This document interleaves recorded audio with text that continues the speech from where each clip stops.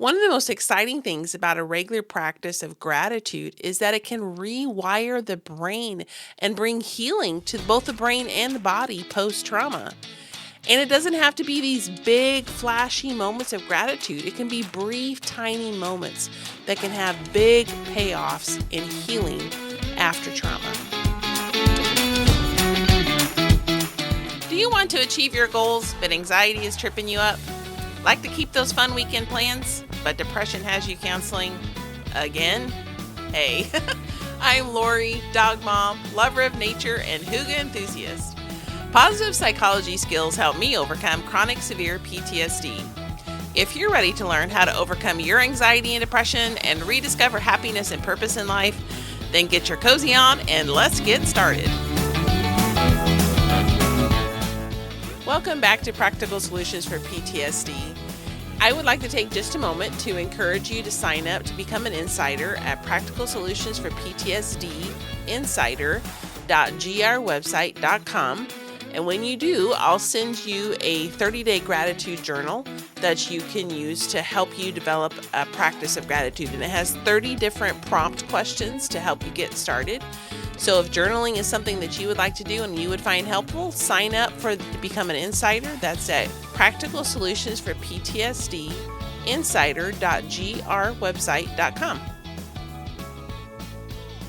Today we are going to continue our mini-series on gratitude. And this is becoming one of my favorite topics. The more I look into this and understand the impact that gratitude can have on our mental and emotional, even our physical well-being, the more I'm excited about this practice and how we can use it to help us to recover from trauma. So when we're talking about gratitude, I'm not talking about this forced be positive thing you exercise where you're trying to force something or always looking for the silver lining behind every cloud. Some clouds just don't have them. It's not trying to look for a positive in every situation. It's not about denying the trauma. It's about letting positive things in as well. So you can be both hurt and wounded and have something going on that's positive at the same time. You can be in the dark and understand that there's still light. And the exciting thing is that when you use this properly, it can actually start helping your body heal from trauma. It is just the coolest thing. So you might be asking yourself, how can I be grateful when I'm still hurting? And that's an honest question. And I've been there before when I've had people tell me to be resilient because I was a resilience instructor. Like, you know how to do this, be resilient. Or telling me to be positive or to have hope. And I felt like there was none to be had. And this is where learning that you can have both at the same time. Being grateful doesn't erase trauma. It doesn't make the pain disappear or fix what happened. But it can be a healing tool. And this is the cool thing is it can help your brain and your body so slowly shift from survival to safety.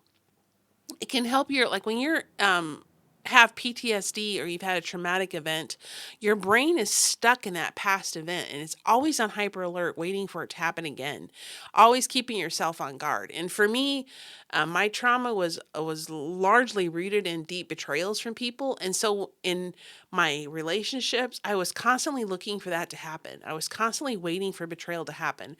And when something would happen that appeared like betrayal, I'd automatically want to cut ties and step back, because I didn't want to deal with that trauma again. But when I began to look at the relationships I was in and to be able to exercise some gratitude, now they might have done something that hurt my feelings. We all do that at moments because we're all human and we say the wrong thing, we do the wrong thing, we hurt someone inadvertently. But that same person who had hurt me in a relationship, but I'm talking about a safe, normal relationship, not an abusive one, but they had hurt me. But then I found moments that they were kind or very understanding, very supportive. And instead of dismissing them and focusing on the negative part where they had betrayed me and writing that person off, I started taking moments to appreciate what they were doing right. And I would either think them in my brain, I would take note of it, spend some time being grateful for that, or I would actually tell them, I appreciate you doing et cetera, where you stood behind me, you supported me, you helped me in this moment.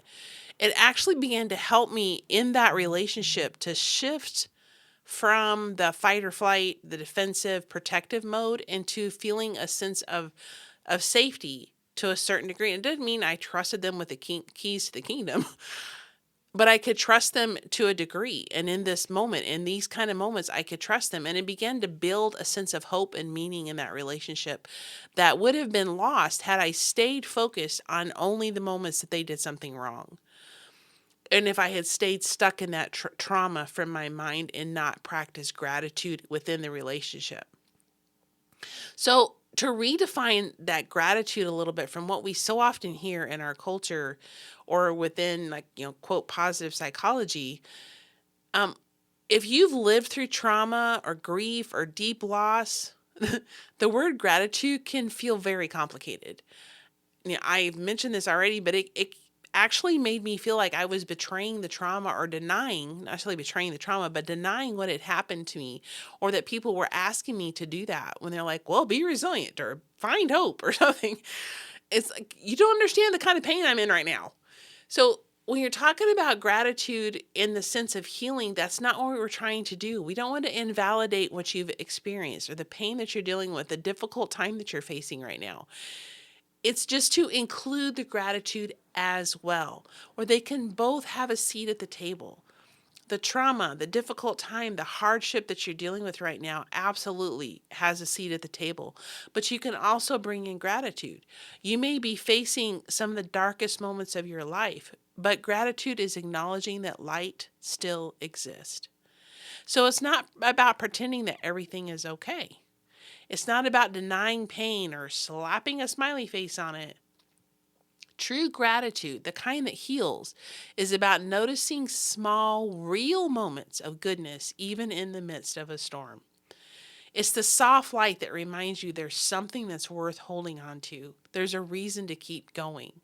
So this is where it gets really fascinating, because research shows that gratitude can actually retrain your brain.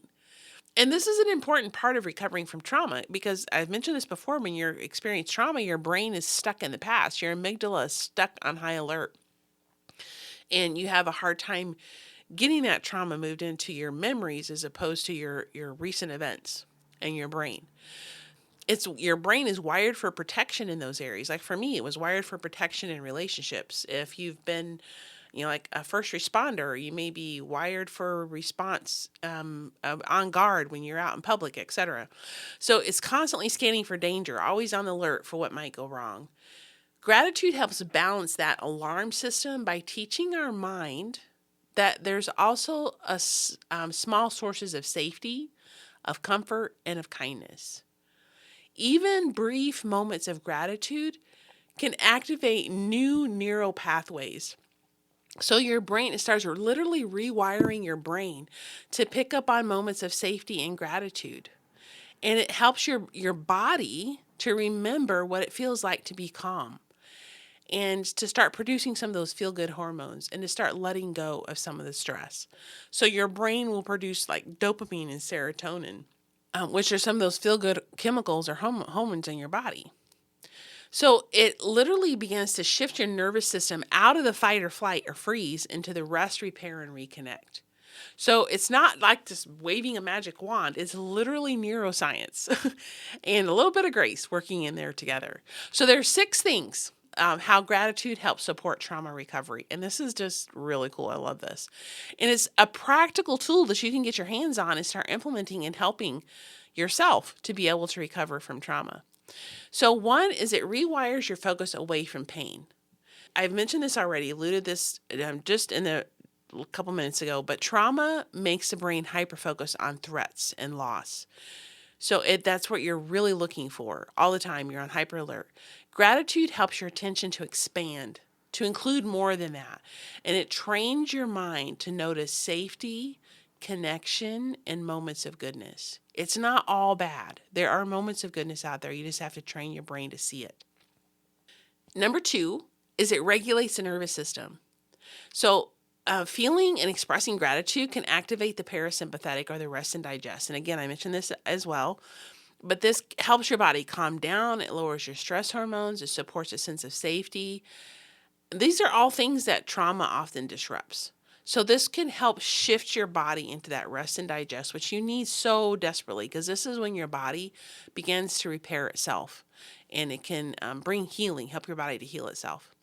So number 3 is gratitude can help restore a sense of control. And something about trauma and many other things, but trauma specifically, it can help you feel, makes you feel so powerless and that you have no control over the situation.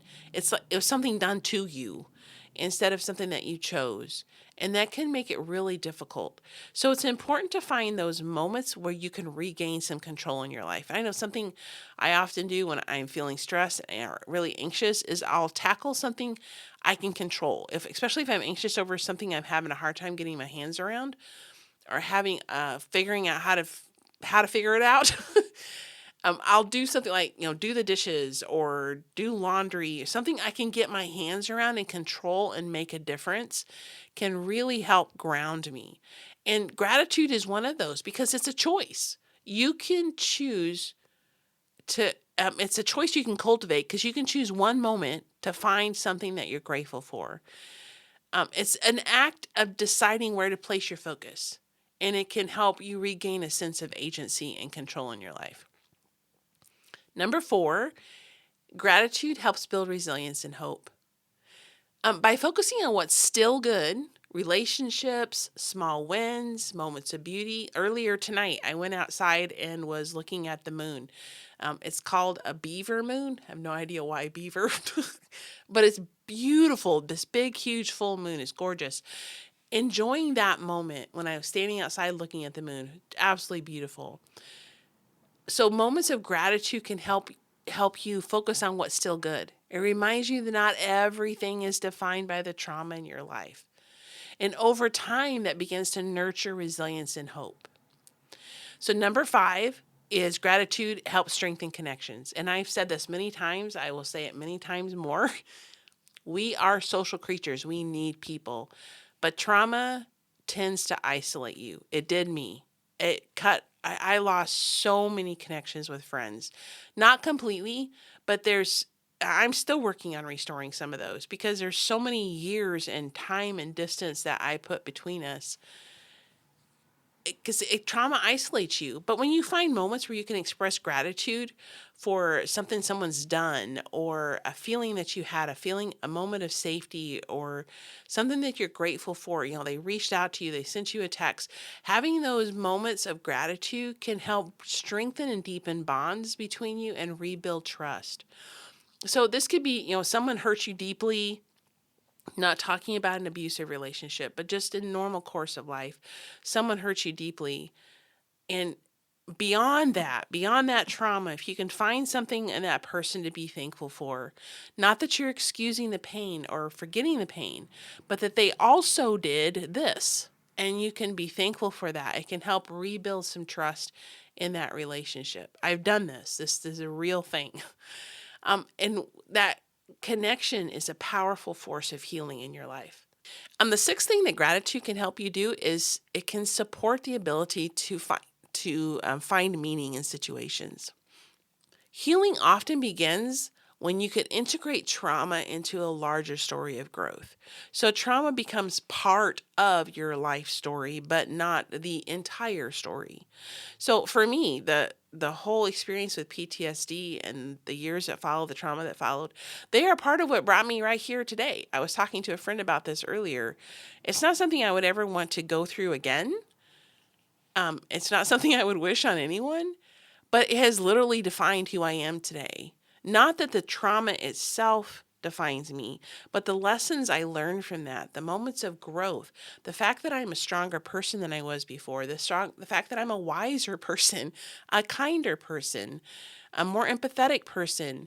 It has brought me literally here behind this mic today to talk to you guys about how you can use gratitude to heal from trauma. Why? Because I've been through that. I have learned lessons from that. I have grown stronger because of that. And I see where it all fits in God's plan for my life. So it helps me to have a deeper appreciation. Does it take away the pain? It actually does bring some healing, a deep appreciation for hardships, but I'm not denying any of it. All that pain is still there. I mean, I've healed from a lot of that. I'm not saying that, but it still happened. And I'm not denying that in any sense whatsoever. But I can see where God is using that pain for his purpose and bringing forth his promise. So I do that. That didn't happen overnight. That happened through time and learning to small choices of gratitude where God helped me to learn that. So it helps bring a deeper appreciation for life that can emerge after the hardships. So I want to circle back and emphasize something that's really important. Gratitude and grief can coexist. This is such an important concept to get your hands around to truly understand. You can be grateful and still hurt. You can be grateful and still be angry at wrongs that were done, grieve over loss, or feel just exhausted by life. It doesn't have to be one or the other. And you don't have to feel grateful for the thing that brought you hurt, but you can be grateful in it. Not for it, but in it. It doesn't have to be one or the other. You don't have to have just one emotion. You can have more than one sitting at the table. And when you stop demanding that gratitude ease the pain, gratitude becomes something that is sacred. It's a quiet companion that helps you stay connected to life. Another important thing about gratitude when it comes to trauma, because trauma can often make you're not grounded in the moment because you're stuck in the past. So even after everything has changed, you can still be grateful and grounded in that moment. So the real power of gratitude in trauma recovery is it connects you to the moment. It connects you to the fact that you are still human, you are still alive, you are still breathing today. It reminds you that your story isn't only about what you lost. Yes, that is part of it, and you don't want to deny that or try to hide from it. You want to deal with it and face it, but it's also about the fact that you survived. You made it through. You might be thankful that you made it through the last 5 minutes. It's also about what you learned in that moment, the lessons that you've learned through that trauma, through that hurt, and who you are becoming as a result. The strength that you are developing, the compassion, whatever that may be, what you are learning and becoming through the trauma. And so it's about more than just the trauma itself. So there are some very practical ways that you can put this into practice. We talked about some last week. We're going to talk about some new ones tonight or today. It's tonight here. But whenever you're listening to this, we're going to talk about some of that today. So there is something called the one thing rule. And this one is right before bed, which is a great time to do this because it helps get you into a safe feeling, which can help you rest better. So right before bed, you think of one thing that brought you a moment of peace today. Just one thing that made you feel safe or peaceful. You don't have to think of everything, just one small good thing. You don't even have to write it down. You say it out loud or just think it and meditate on it for a moment. Just one thing. And it can help bring a sense of safety and peace in that moment. The second very practical practice that you can do is called micro gratitude moments. So throughout the day, notice small things that make you feel safe or kind, that bring warmth and happiness and contentment to your heart. So it could be the warmth of the sunlight on your face. It could be the comfort of a blanket. Maybe it's a bird singing, the warmth of a coffee cup in your hand. Whatever that moment is, you just pause and live in that moment for just a little bit. Just pause and breathe it in and feel it in your soul and just be grateful for that one small moment.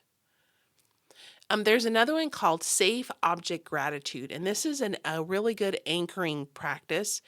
And this is what I'm trying to learn. I can't say that I'm really great at it because anyway, I'm working on it. So this is where you choose one object that symbolizes comfort. So it could be your favorite mug, might be a photo, a stone. I have a friend of mine who wears a bracelet when she's given a speech because there's something on that bracelet that reminds her of her brother when her brother says, be cool as a cucumber. And she holds on to that and remembers that anytime she's giving a speech. So it's a grounding exercise for her, an anchoring exercise. So this would be something very similar, something that gives you a feeling of safety and of comfort. And when you hold it or you see it, you can remind yourself, I'm grateful for this reminder of safety. So gratitude after trauma is never about denying what hurt you. It's about learning to hold both truths at once. What happened wounded me deeply, and there are still things worth cherishing. Yes, it is really dark right now, but the light still exists. So when practiced with compassion and patience, gratitude becomes not a demand, but it's an invitation. It's a way to re-engage with life, one moment of safety at a time. So if you take one thing away from today's episode, I hope it's this. Gratitude does not erase darkness. It simply reminds us that the light still exists. The practice of gratitude can help bring healing to your mind and your body if you practice it just very gently, one moment at a time. So take a quiet moment to reflect on one thing you're grateful for, no matter how small, just the tiny thing. Think about what you're grateful for. And remember, healing doesn't happen in one big, huge leap. It happens in small, steady steps, often lit by gratitude. So until next time, take care of yourself, find one small thing to be thankful for, and I look forward to meeting you here next time. I invite you to join us at our Facebook community. It's called Overcome Depression and Anxiety. Use positive psychology to combat PTSD. We have a lot of fun there, connect with other people of like minds. Look forward to seeing you. Hey, my friend, I hope you enjoyed today's episode.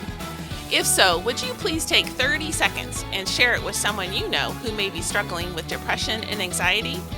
Also, would you please leave a quick review for the show? Knowing how this podcast is helping you fills my heart with so much joy, and it motivates me for future episodes. For now, it's time for Sam and I to head outside to enjoy some sunshine and fresh air. We'll see you back here on Tuesdays and Thursdays for more great episodes.